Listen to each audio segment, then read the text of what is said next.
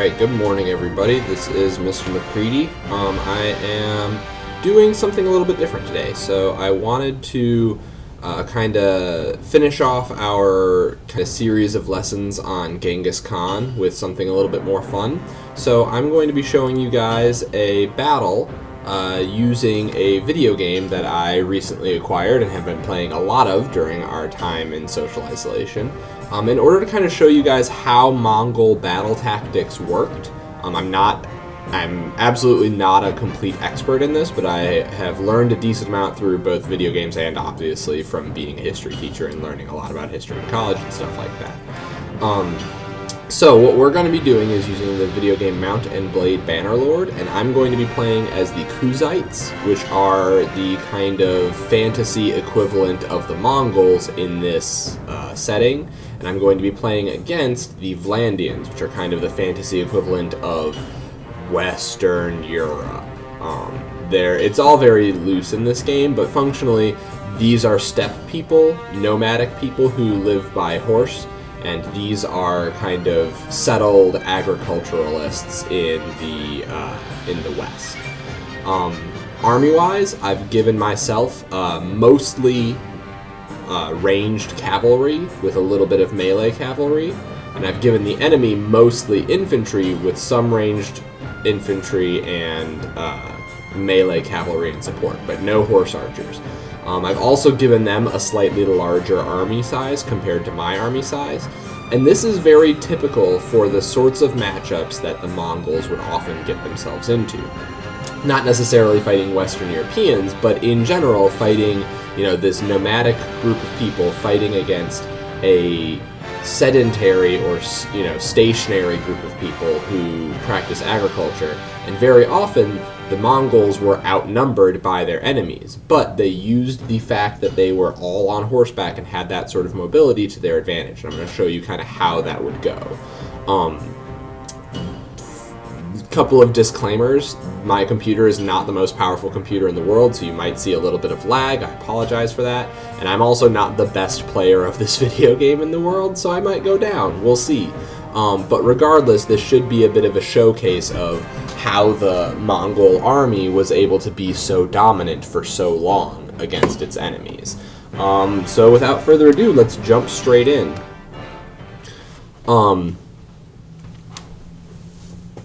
So this is kind of like the video games that I've showed you guys in the past, the Total War series of video games, but rather than me commanding the entire army from some god position up in the sky, I am one of the soldiers in this army.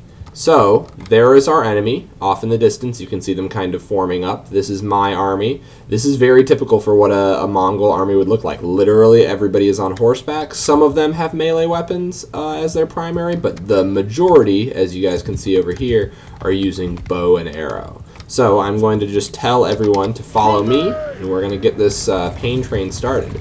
So you notice I'm not going straight at them. If I were to charge straight into them, frankly, they would probably win. I'm going to go first person. So what I'm going to do is I'm going to go around the side, and you can already see my men are just unloading arrows into their formation. And we've got our first kill. In the upper right-hand side, you'll be able to see that there is a kill tracker, and you'll see anything that pops up in green is us killing them. Anything that pops up in red is them killing us. So we circled around, killed a guy, and now we are right behind their formation. Now, their cavalry could catch us, but it would only be 1 or 2 men catching my entire force. So even though they have more men in the battle than I do, they are functionally forced to fight as if they have a disadvantage because I can kind of keep away from enough of their men that they can't really do anything about it. And again, this is very typical for how Mongols would fight. So notice they just charged some of their knights in. So I'm just going to back straight off. There's no need for me to tangle with them. I've got the ranged advantage. So I'm just going to back off and reverse the direction of my flow. Got that guy. Oop, got a little bit caught. That's okay. We're just going to back out. My men would get out of my way. There we go. And we're just going to keep this kind of circular battle going. I can start firing a little bit. Man, I'm terrible. There, got that horse.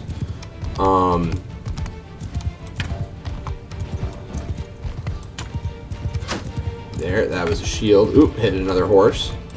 So they're trying to kind of catch us. They're sending their cav in to disrupt us. In fact, I'm going to send my melee cav off to the side, and then I'm going to charge them in. Put them in wedge formation. So my melee cav are splitting off. My ranged cav are continuing to follow me. Oh, got another... Oh, leaving the battlefield. Get back in.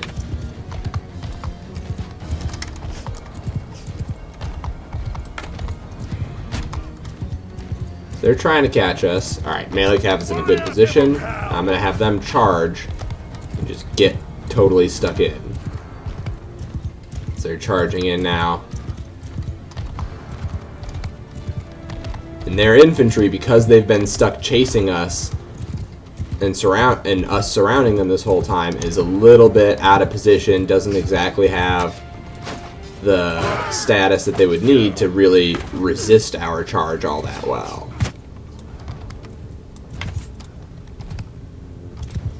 Now I'm kind of just mowing through them with my horse archers as well. In fact, I'm going to switch to my melee weapon.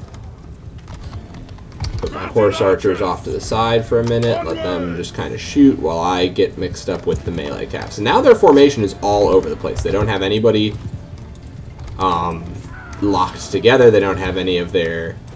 Ooh, I might be in trouble. Run away. Yeah, so that spear did stop my horse right there. Now I'm just going to let the horse archers do their own thing as well. While there we go. So this is like the medieval version of a drive-by shooting, and I know that might sound a little bit callous, but that's really what this is like. I'm riding by, firing indiscriminately with my bow into their formation, and every time you see the red, that means that I've killed somebody.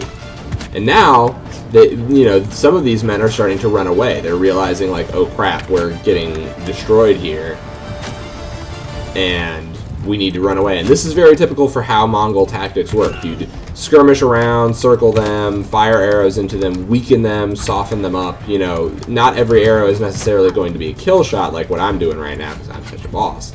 But other than I miss twice, jeez.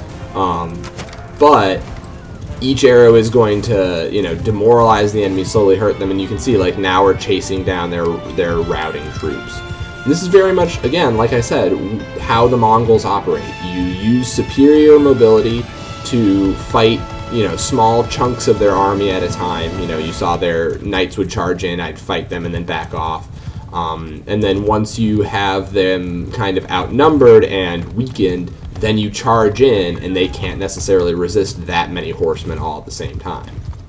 Now, if this were a campaign, if this were like a Mongol campaign, we would have won this battle, but that doesn't mean we've destroyed their entire army. They might have 10 times as many troops around in the area, but that's fine. They can't catch us. So like we're riding away now, once we've won this battle, we would ride away and go attack one of their undefended villagers, or we would attack a castle. And if they showed up with overwhelming numbers, we could just avoid that until we found a battle that is to our liking, where we are only slightly outnumbered, like we were here. So I hope that was kind of enlightening. Showed you a little bit of how horse archery works. You're riding your horse, you're firing your arrows. I actually used up all of my ammo. When you run out of ammo, you switch to your sword. Things like that. Another big advantage that I didn't mention for the Mongols would have been supply.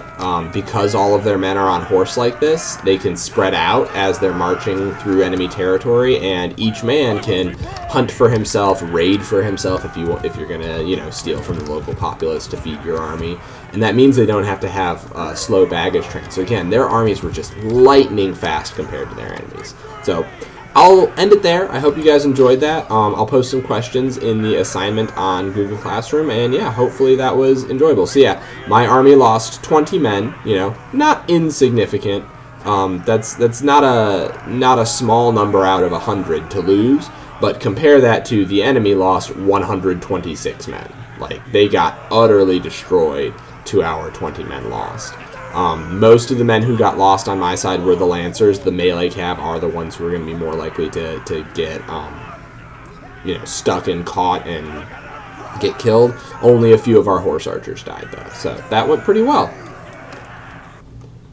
Alright, hope you guys enjoyed that. I will stop the recording now and see you guys next time.